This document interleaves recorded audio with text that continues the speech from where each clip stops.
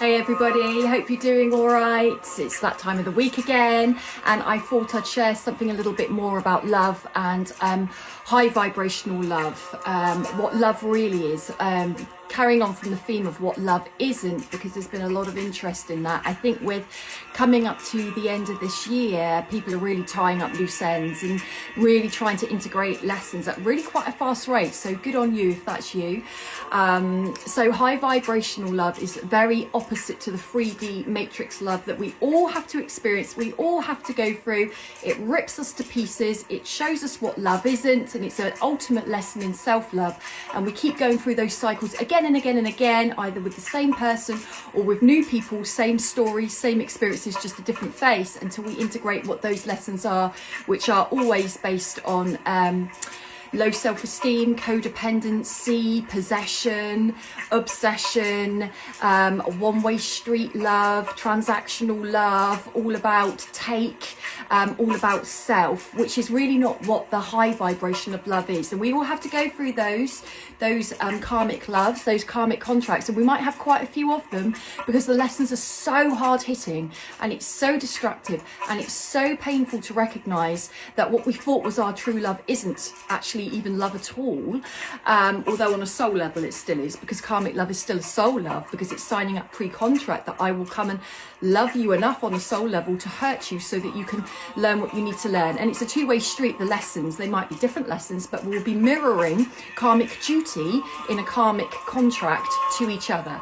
So when we raise through the vibrations and we integrate the lessons and we don't keep repeating them, we're not in avoidance, we're not in denial anymore, we're ready to open our hearts again. We're not hankering down and closing our hearts because we're too wounded and we're never going to trust again. We work for all of that, because the key is to keep the heart open, but with emotional and spiritual boundaries, with self-respect, with self-love. That way it becomes far harder to have to go through the lessons of the 3D love as we elevate minimum 5D and above. So people often go on about twin flames. I always say don't get hung up on that. A lot of times people think they're with their twin flame, they're not. There is a karmic. Those karmics are very important lessons. Don't run before you can walk.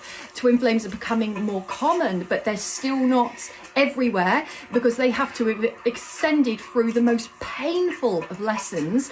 So don't run for that. Don't wish that too quickly, because it is extremely painful if you're not ready, as well as you wouldn't be able to align with it easily if you weren't coming through those lessons. So people often mistake twin flames, thinking it's a twin flame when it's a karmic, and it gives them an excuse to stay in a very toxic environment. Twin flame love is a very different vibration in love to painful love, which is karmic. If it hurts, there's a lesson, because true love doesn't hurt.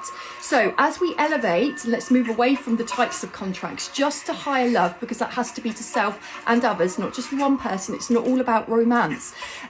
True love, high vibrational love, is deeper than just romance. So we may not put a label on that connection. We may not make it fit into the 3D matrix conventional husband, wife, 2 children thing, and then get stuck in the roles, the archetypes of what a female is and what a male is. Because in false love, we're in a template living out what a male isn't and living out what a female isn't. It's all societal conditioning and expectation and fear-based love. So as we elevate up, we remove out of that package. It doesn't have to look a certain way, may not even ever live with that person, but you love that person enough to set them free, to be free to live their life. You might live alongside them in some way, but you live your life, they live theirs, and that merges however you choose. It's not conventional. It'll actually look very unconventional, and it's about going beyond the ego, that it hasn't got to be a certain way. We're not dependent on that love. We have interdependence, which is something different. We know when to rely on that person, we know when to rely on ourselves, and we know the difference. It's not I only love you if. I only love you if you do this for me. I only love you if you're like that. That's 3D love. It's not true love. It's conditional. Unconditional love rises above that. It wants the best for that other person, not just for self. If it means letting that person go and never seeing them again and letting them be with somebody else because it's for their highest good, you still love them. You don't suddenly stop loving them just because they did that or they choose that or that's better for them.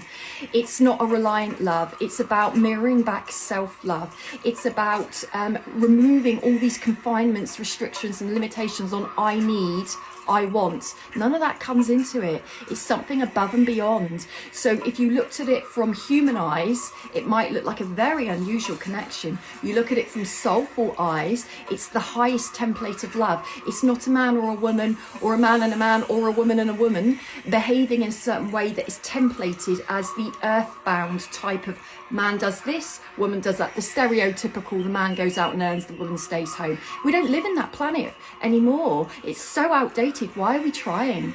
But when we break away from that, if we're not ready for it, it can totally mess up our identity, because our identity was fully formed on those constraints. So when you get to a higher level of love, you've done enough work on yourself. It's not about the other person, it's about you.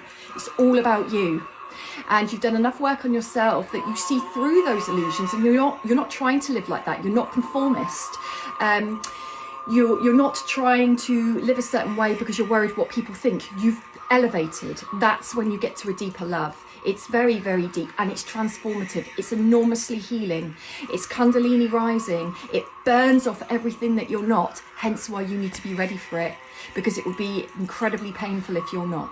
So you work through where you're at, you honor where you're at, but you don't get stuck. You keep purging. Why am I being like this? Why am I thinking like this? Why am I tolerating this? Why am I putting up with this? That's all the 3D love.